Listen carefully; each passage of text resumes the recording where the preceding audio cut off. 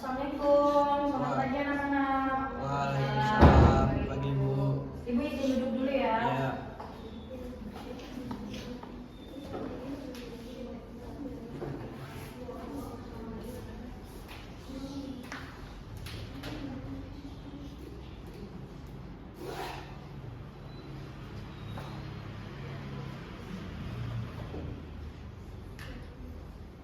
Assalamualaikum warahmatullahi wabarakatuh. Sebelum memulai pembelajaran hari ini, alangkah baiknya kita berdoa terlebih dahulu agar materi dan pembelajaran ini lancar dan bisa bermanfaat. Berdoa dimulai.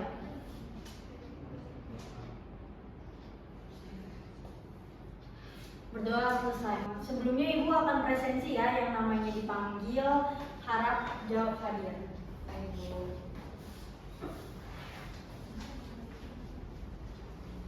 Amanda Ratna, saya Bu. Zindan Wanda, Hadir Bu. Maurid Daniel, Hadir. Sasi, Hadir Bu. Alhamdulillah hari ini hadir semua ya. Semoga kedepannya absennya selalu terjaga dan gak ada yang absen, karena absen sangat berpengaruh terhadap penilaian akhir kalian. Nah, sebelum masuk materi, Ibu ingin bertanya sedikit, apakah kalian masih ingat materi sebelumnya Ibu membahas tentang apa? Masih Ibu. Apa? Bank syariah. Iya, betul. Pertemuan sebelumnya Ibu sudah menjelaskan tentang pengertian bank syariah dan perbedaan bank syariah dengan konvensional. Nah, di sini Ibu nanti akan menampilkan PPT pembahasan materi kita hari ini.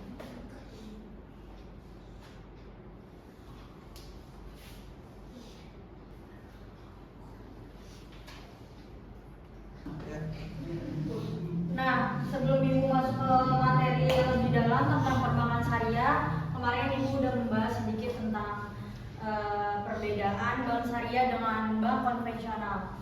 Ada yang masih ingat nggak perbedaan bank syariah dan bank konvensional? Lupa Bu. Nah, lupa ya. Ya udah, Ibu akan mengingat sedikit. Bank syariah itu tidak ada bunga, dilarang adanya bunga atau riba. Kalau di bank konvensional, dia memaksimalkan keuntungan dengan cara apapun. Jadi ada bunga dan segala macamnya. Nah, di sini Ibu membahas tentang perbankan syariah. Di sini ada pengertian perbankan syariah. Nah, di sini definisi dan tujuan berdirinya bank syariah. Bank syariah adalah lembaga keuangan yang beroperasi dengan prinsip syariah Islam, dan tujuannya adalah untuk menyediakan layanan keuangan dengan ajaran Islam agar menghindari unsur-unsur yang diharamkan seperti riba atau bunga, goror atau ketidakpastian yang berlebih. Nah, di sini ada prinsip-prinsip dasar yang mengatur operasional bank syariah. Yang pertama ada layanan riba atau bunga, yang kedua bagi hasil mudharabah atau musyarakah pembagian resiko. Selanjutnya ada larangan transaksi spekulatif dan dalam kepentingan bersama. Nah, selanjutnya ada lagi keadilan dan keterbukaan atau transparansi. Yang B ada prinsip-prinsip operasional. Di sini A prinsip mudharabah dan musyarakah yang dalam berbagi keuntungan dan resiko yang ditanggung oleh nasabah dan bank. Prinsip mudharabah dan musyarakah adalah dua bentuk kemitraan yang digunakan untuk operasi bank syariah. Terus selanjutnya ada prinsip wakalah dan kord alasan dalam layanan dan pembiayaan. Jadi di sini prinsip wakalah melibatkan pemberian kuasa oleh nasabah kepada bank atau lembaga keuangan untuk menjalankan aktivitas tertentu atas nama. Selanjutnya,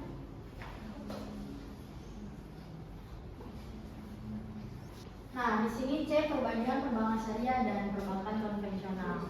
Bank syariah berdasarkan prinsip-prinsip syariah Islam, perdana dari deposito syariah, dan layanan yang sesuai dengan prinsip-prinsip syariah.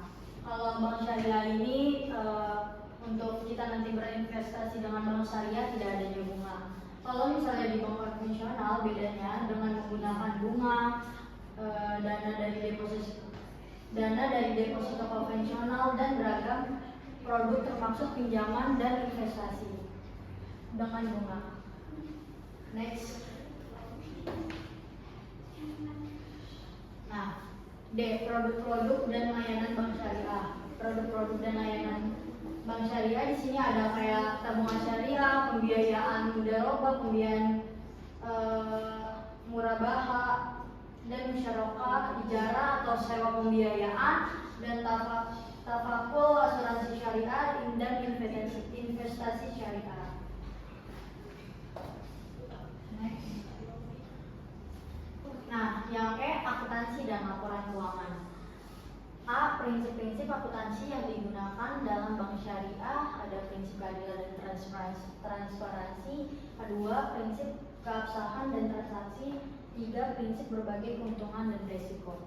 Nah, yang B ini ada pelaporan keuangan mencerminkan prinsip-prinsip syariah.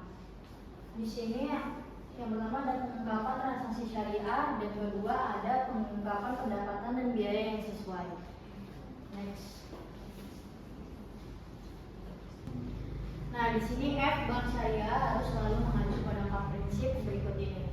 Yang pertama ada keadilan. Setiap nasabah investor penyimpanan dana, pengguna dana saling berbagi keuntungan atas dasar penjualan sebagai dengan kontribusi dan risiko masing-masing pihak.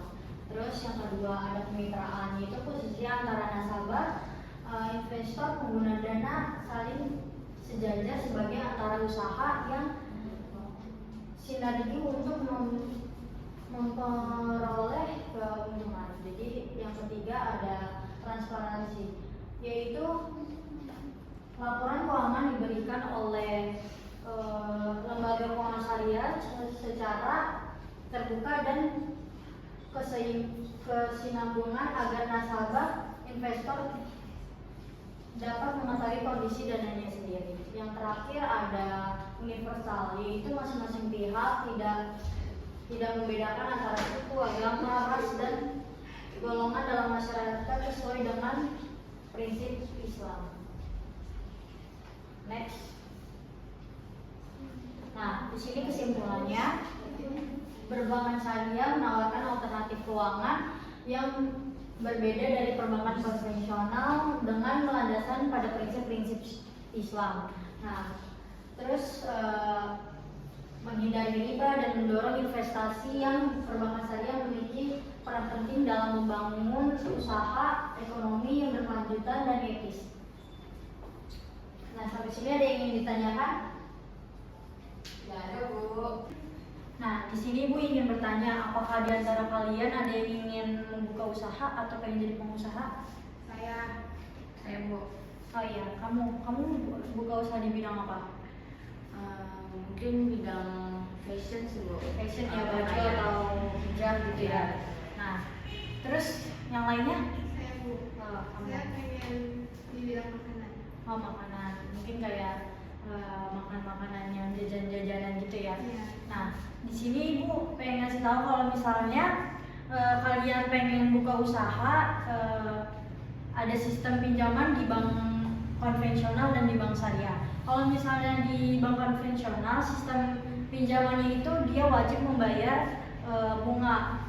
Nah, di sini contohnya kayak ada KMK. KMK itu adalah kredit modal kerja, yang dimana pinjaman untuk modal usaha. Nah, kalau misalnya di bank syariah, kalian kalau pengen minjem untuk buka usaha itu ada di mudharabah. Mudharabah itu contohnya kayak kalian kalau misalnya buka usaha, keuntungan dan kerugiannya itu bakal ditanggung sama-sama. Jadi kalau misalnya kalian yang pemodalnya itu bank, pembagian keuntungannya itu 70%, sedangkan kalau nasabah yang pengelolanya itu 30%. Jadi kalau kerugiannya itu misalnya emang dari sistemnya salah, kerugian itu bakal ditanggung oleh bank. Sedangkan kalau misalnya kelalaian nasabah itu bakal dipertimbangkan lagi. Ibu menutup, ibu akan mengasih kalian game atau quiz.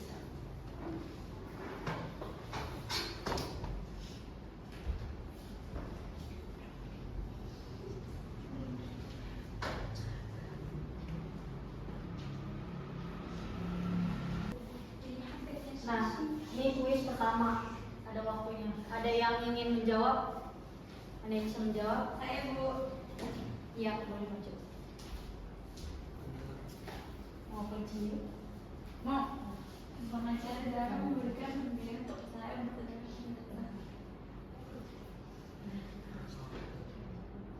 Iya, betul. Nanti yang bisa menjawab ada hadiahnya ya. Itu saya benar. Minggu depan. Iya, betul. Nah, selanjutnya ada yang mau menjawab? Tadi siapa nama kamu? Zindani. Zindani. Oke. Selanjutnya ada yang ingin menjawab? Saya Bu. Oh iya, maju.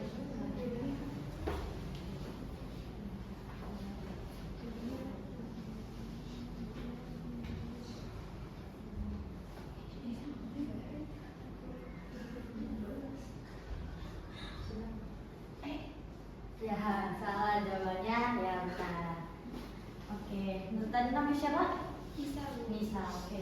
Nah, ini yang terakhir, quiz terakhir, aku kalah dengan pembayaran syariah, berarti pembayaran. Siapa yang bisa menjawab?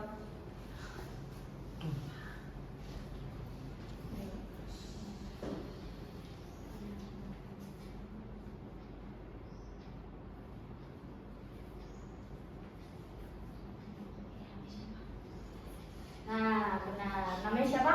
Sasi. Sasi, oke. Nanti yang bisa jawab pertanyaan tadi yang benar ada hadiah dari ibu, tapi pertemuan selanjutnya ya. Iya Bu. Oke.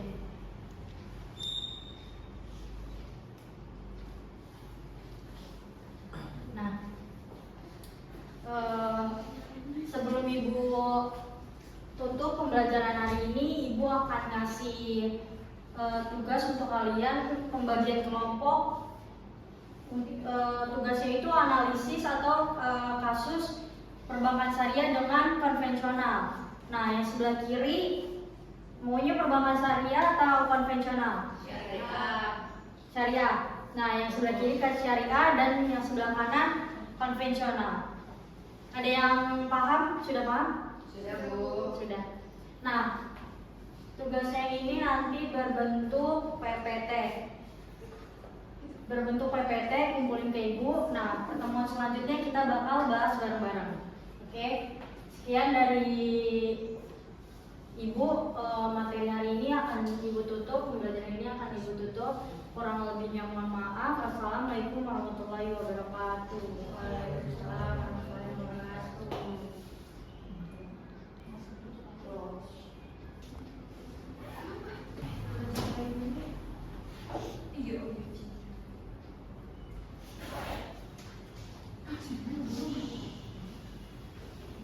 Ibu pamit ya anak-anak. Terima kasih. Terima kasih, Bu. Assalamualaikum.